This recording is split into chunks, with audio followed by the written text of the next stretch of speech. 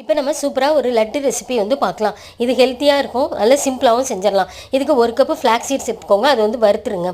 அது கூட 1 cup flax சீட்ஸ்க்கு ஒரு 1/2 கப்பு வந்து கருப்பு திராட்சை, அதுக்கு தேவையான அளவு நாட்டு சர்க்கரை, அது வந்து பார்த்து போட்டுக்கோங்க. 2 ஏலக்காய், ஒரு பிஞ்ச் வந்து சால்ட்டு, இதெல்லாம் ஃபஸ்ட்டு அரைச்சிடலாம். அரைச்சோடனே இதை பார்த்திங்கன்னா கொஞ்சம் ட்ரையாக இருக்கும்.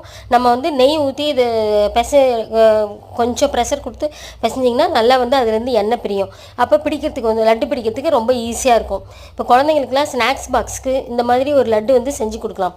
வெயிட் லாஸ் பண்ணுறவங்களும் இந்த மாதிரி ஒரு லட்டு எடுத்துக்கோங்க. இதில் வந்து ஃபைபர் அதிகமாக இருக்குது, அயன் கண்டென்ட்டும் கருப்பு திராட்சையில் ரொம்ப அதிகமாக இருக்குது. அதனால் இந்த மாதிரி ஒரு ஹெல்த்தியான லட்டு குழந்தைங்களுக்கு ஸ்நாக்ஸ் பாக்ஸுக்கு செஞ்சு கொடுங்க. இப்போ சூப்பரான ஃப்ளாக்ஸ் சீட்ஸ் கிரேப் லட்டு வந்து ரெடி ஆயிடுச்சு.